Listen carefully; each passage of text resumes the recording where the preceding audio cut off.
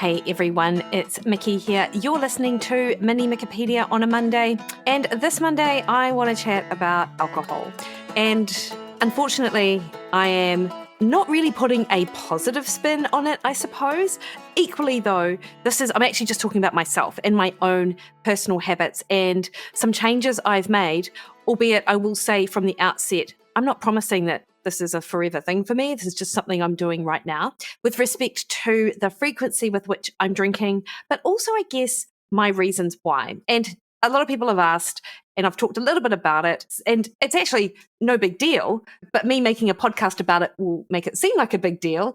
But I've just had not necessarily a change of heart, but I've just really thought over the last, say, 6 months or so, I've examined, I suppose, my own behavior around alcohol and how often I drink, and also how it makes me feel. And unfortunately, or fortunately, depending on how you look at it, it's not like every time I have a drink, I wake up with a stonking hangover and I question my life decisions and I say never again, and then I do it again. Equally, I'm very fortunate that I don't start drinking and have a trouble stopping. And finally, I suppose I'm fortunate that it's not 10 a.m. every morning where I'm like, man, I could do with a drink. But it really is thinking about alcohol in the context of how I see myself. And this is where the friction happens for me, actually. So up until I would say before Hubster, who's editing this podcast, and I were together, I would say I was definitely more a minimal drinker than anything else. Like, I had a period of time with my practice husband where I barely had a couple of drinks a year because he wasn't a drinker. And so in that context, it's actually really easy to not drink alcohol yourself if you're with someone who doesn't drink. And after that, of course, in my single years, they weren't my best years, if I'm honest, I would drink sporadically and quite minimally around, I'd enjoy a glass of wine with friends out on a Friday, maybe twice a month, and maybe in between times would enjoy another glass. Like, it might be, if I'm being generous, it would be a couple of glasses a week, but that is actually being quite generous. And then I met the love of my life, who just happens to be a Brit. And I believe they put it in the drinking water over there, but it's pretty normal. And I know a lot of, and gosh, I don't know, is this racist? A lot of Brits enjoy a drink. And, no shade, obviously, I enjoy a drink as well. But I didn't actually realize I enjoyed a drink until I started dating Hubster. And more than just deciding that I enjoyed it, I actually started to enjoy things like beer and craft beer. And in fact, I think both of us together discovered Pernicious Weed from Garage Project and subsequently became connoisseurs of craft beer. Unlike Hubster, who will enjoy a nice 4.5% craft beer, I tend to like the higher alcohol variety. They just taste nicer to me. So not only am I enjoying beer, which I never did before, opening up my sort of alcoholic drink choices to beyond just wine, I also like the higher alcohol variety too. So it's like a bit of a double whammy. And I think probably COVID had a little bit to do with this, albeit I'm not blaming it on COVID. It was just circumstantial that at the same time as COVID hit in 2020, we discovered we quite liked Pernicious Weed. Garage Project started sending me private personal emails, inviting me to join their beer club, and each month getting me to enjoy one of their monthly releases. And of course, when you sign up to these things and you're buying alcohol online, because out west you can't buy alcohol in the supermarkets, of course I wasn't just buying one beer, I was buying whatever they had on special in a 4-pack and then topping it up so I could get free shipping. Ridiculous, really, but it is what it is. So subsequently, I just love a beer. And also I enjoy a wine. And dare I say it, I quite like a margarita as well. And there are some yummy cocktails out there. All this to say, it's not like I went from absolutely nothing to 7 nights a week, but my typical sort of even pre-COVID 1 to 2 nights a week, I think really has shifted into maybe, 3 to 4 nights a week or 4 to 5 nights a week, actually, in some instances. And it just suddenly this behavior didn't really gel with how I saw myself as a healthy person. So on the health front of alcohol, just to remind you, alcohol is absolutely not a health food. And I think you know that anyway, right? And of course, Huberman would argue that there is no safe dose of alcohol, and it has actually backed off, and he's no longer saying everyone needs to avoid it, but he's still very, he's a non-drinker himself, and so he's very much like, alcohol is one of the worst things you can do for your health, whereas others would argue that, in fact, we see that there is a sort of minimum safe or maximum sort of dose of maybe 1 to 2 drinks a day. But, what we know about alcohol is that by itself, it adds a layer of complexity that makes it difficult to achieve your health goals. So first and foremost, yes, it is a toxin. Some people are going to process alcohol better than other people. Some people are going to notice the effects of alcohol much worse than other people. And as we age, we tend to tolerate those effects less, albeit there are plenty of people out there who would be functional drinking half a bottle to a bottle of wine, and they would actually not feel that drunk. And I know that there are people like that out there. So alcohol has different effects on different people. And even if you feel like it doesn't impact negatively on your sleep, and look, for me, if I've done a really long run, one of the best things that I love doing is enjoying a beer afterwards. And typically sleep isn't an issue because I'm exhausted from the exercise. But what I have noted of late is that red wine isn't sitting quite as well as it used to. And this is where I do get that disrupted sleep. And of course, the flow on from disrupted sleep is that you get increased hunger and cravings the next day, especially for those high carb, high fat foods. Like your brain's reward centers really spark up due to that lack of restorative sleep.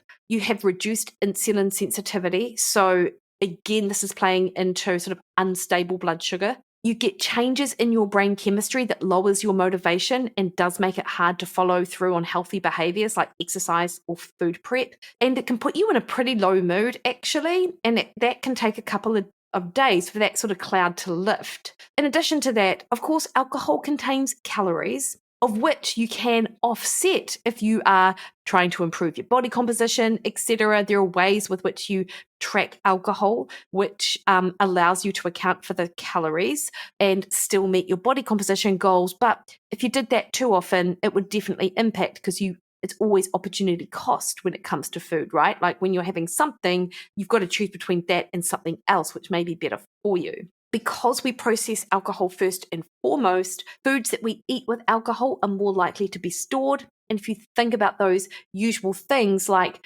chips or nuts or savories or treats like that, they're high fat, high calorie foods. And fat is very easy to store anyway, even more so if your body is trying to process that alcohol. And I'm only thinking about the calories in sort of plain alcoholic drinks, wine and beer. But then when we get to the ones that I love, like the craft beers, which have a whole lot more sort of calories because of the alcohol content and the other bits and bobs.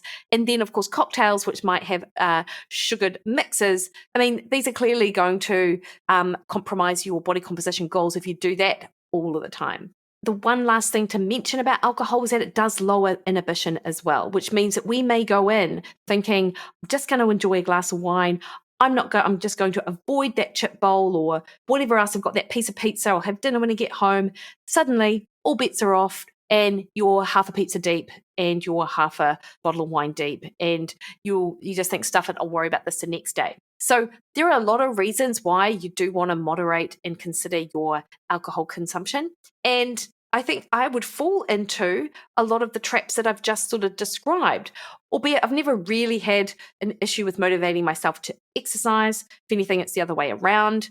But it certainly does impact on my mood the next day. I definitely notice it. But that would be hard to disentangle from that sort of lack of sleep, which I would often get. So what I decided to do is I decided to sort of think about, what are my non-negotiables when I enjoy a drink? Unlike other people, in fact, the time that I enjoy a drink the most is at home with Hubster, which does make it somewhat tricky. Like if I only ever enjoyed a drink out, it would be no big deal because we might go out once or twice, every 2 weeks. But because you're at home most of the time, it means that there's that opportunity to make the decision every single day. Are we going to have a drink tonight?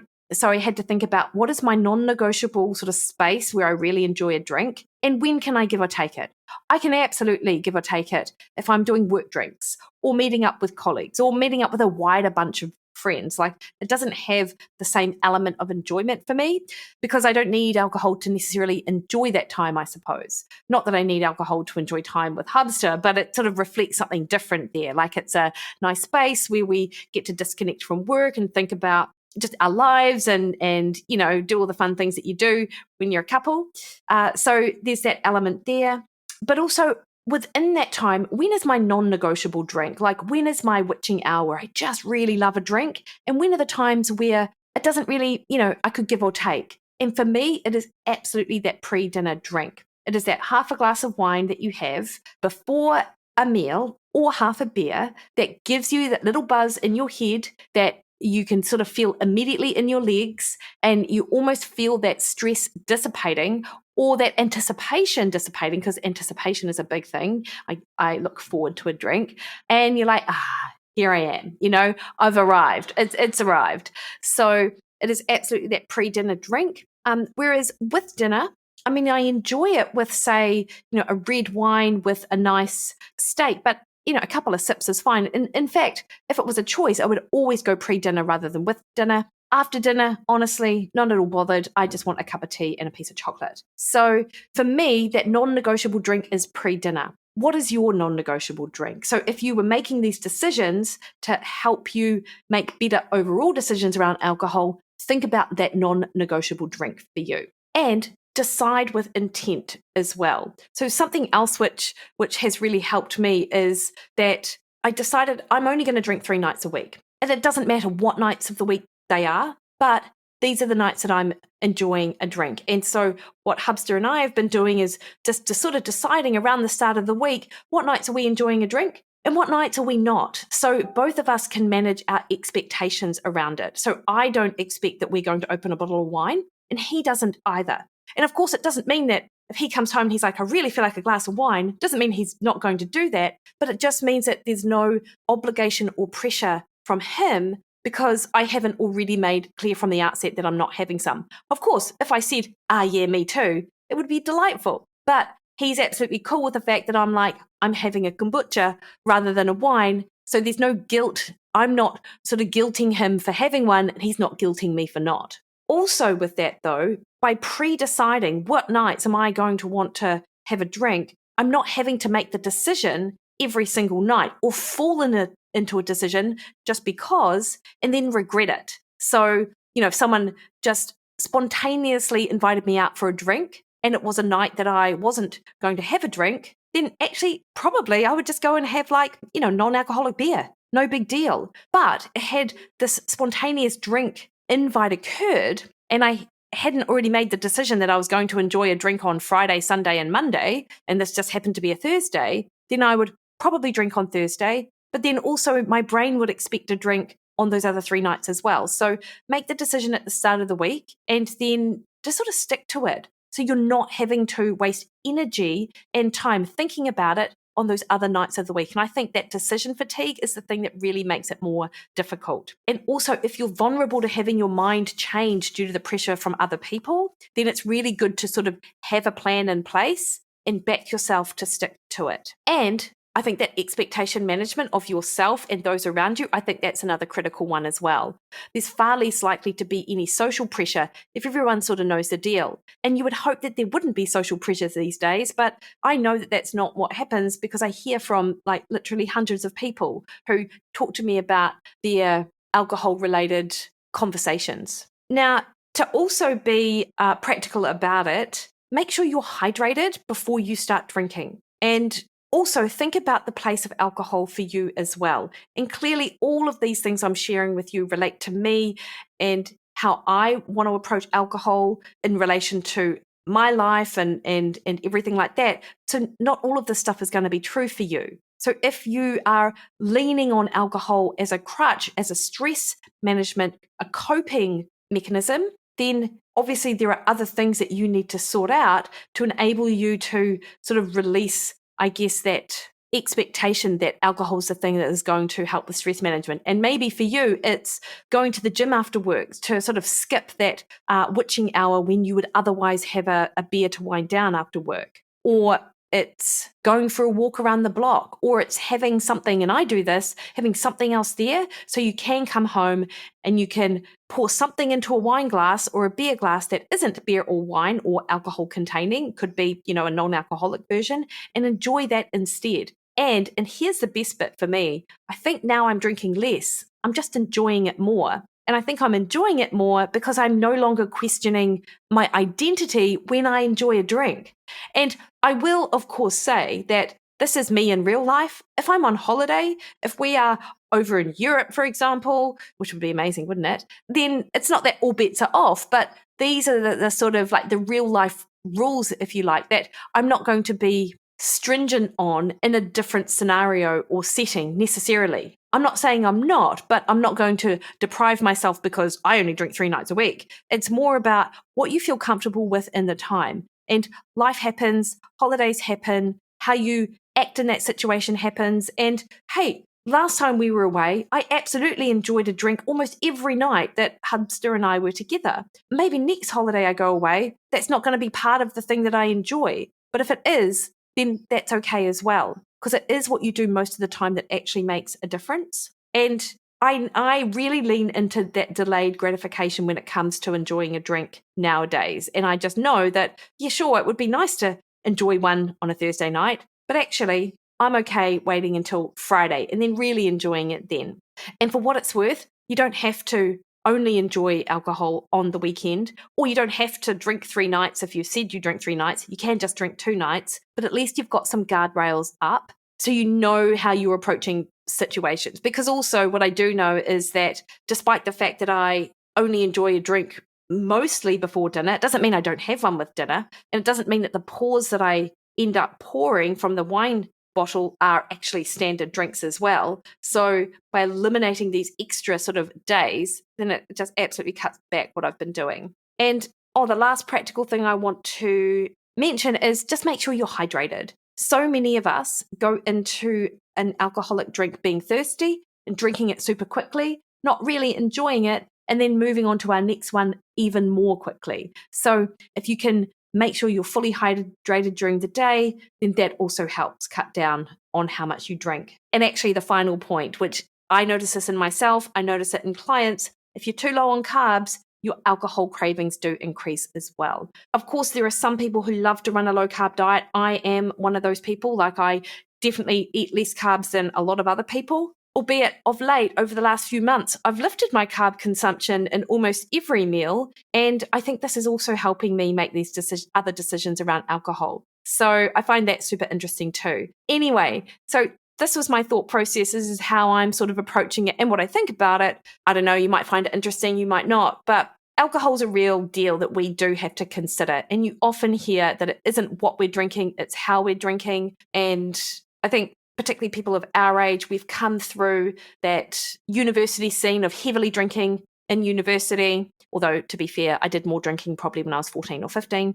And then, it's a norm of our society, and it's not uncommon to put back at least a bottle of wine between 2 people in the evening time. So, which is too much actually for your health, regardless. So, these are just some thoughts. Let me know what you're thinking about it. You might not be thinking anything about it. Before I go, though, I've got that Unlocking Fat Loss Success webinar that is taking place Wednesday of this week, 1 p.m. and 7 p.m. And I can absolutely talk more about alcohol and the impact it has on fat loss in that webinar, because I'm actually sending out an email to get some questions from you guys. So if you have questions, then pop it in there. You can find information about the webinar on my website, and there is a link in the show notes. Otherwise, hit me up. I'm on X, Threads, and Instagram at Mikki Williden, Facebook at Mikki Williden Nutrition, or that website address again, mikkiwilliden.com. Thanks, guys.